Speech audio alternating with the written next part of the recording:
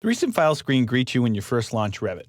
The screen gives you quick access to the most recently used project and family files. You'll also find quick links to various resources, mostly online resources that may be of interest to you, like the user community and what's new and things like that. So let's take a look. Here's our Recent Files screen as it appears in Revit Architecture. I've got my projects area at the top and my families area beneath that. The last 4 projects that you had open are shown there with icons up to the last 4, because as you can see here with the family area, I haven't opened any families yet, so I only see 2 items there. Now, what you see on your screen may vary slightly because naturally you might have opened different files than I have. So the specific items that are listed here aren't that important. It's just simply that it's a quick way for you to get to that file again. So if I was working on this project yesterday and I want to reopen it again today, all I have to do is click this icon and it will launch that file for me. Now, if that's not the file that I want to work on, I have some options over here. I can click the open link and that would take me to a browse window, and I can go out and locate the project that I want to open. I'm going to cancel that. I can click this new link here, and that will create a new project just based on the default template, whatever that happens to be, okay? And that's a setting that we can actually change. Or I've got a few other template choices that are listed here, which also may vary on one installation of Revit to the next. So what you see specifically listed here on your screen might vary slightly.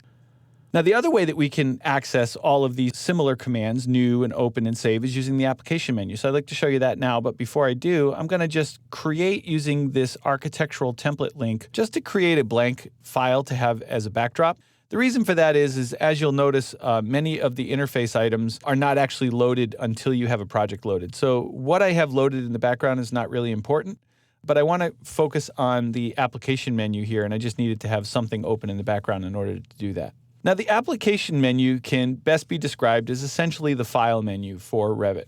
You have things like new and open and save, your typical commands that you would expect to find in a file menu. We have print and, of course, close, all of the sort of standard commands for file management. Now, the way these work is if I just simply click the item, like the new item, I'll actually get a second project that will load up. I'm currently in project 1, but if I were to just click right on new, it would create project 2. If I hover over new, you can see that it loads up a menu over here in the side of the application menu and gives me some options. So I could create either a new project or a new family or a new conceptual mass. So if you want to create one of these other types of files, then that's the way you do it. You just simply pause your mouse first over the new item, and then that will make the others appear.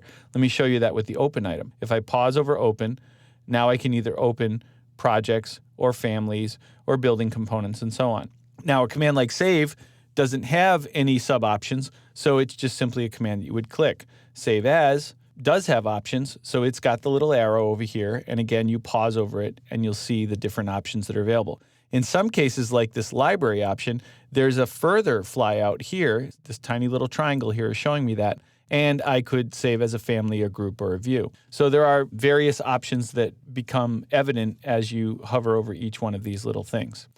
Now, if I collapse all of that and take my mouse off of any of those commands, at the very top here, you see 2 small icons, one that's labeled Recent Documents and another one that's labeled Open Documents.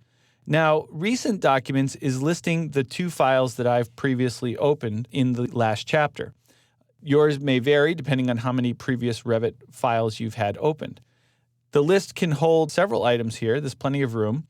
And if there's an item that you want to keep on the list permanently, we have this little push pin feature over here. So the way this works is if you just simply click this little icon right there, that will pin that item to the list. And then as this list grows, what normally happens is the items that you've opened most recently stay on the list, and the ones you opened long ago will eventually scroll off the list when you run out of room down here at the bottom. If you click the push pin, that item will stay on the list. It will maintain its spot and stay on the list, and other items will scroll past it. So if there's a project that you want to make sure that you always have quick access to, that's a great way to do it. If you switch to this icon, this just shows you what you currently have open. And you can see at the moment, all I have open is project 1. If I opened another project, like the hierarchy file from the previous chapter, and then open this up, you can see that it now lists both items here on the list. So as you open additional files, they will just simply appear there on the list.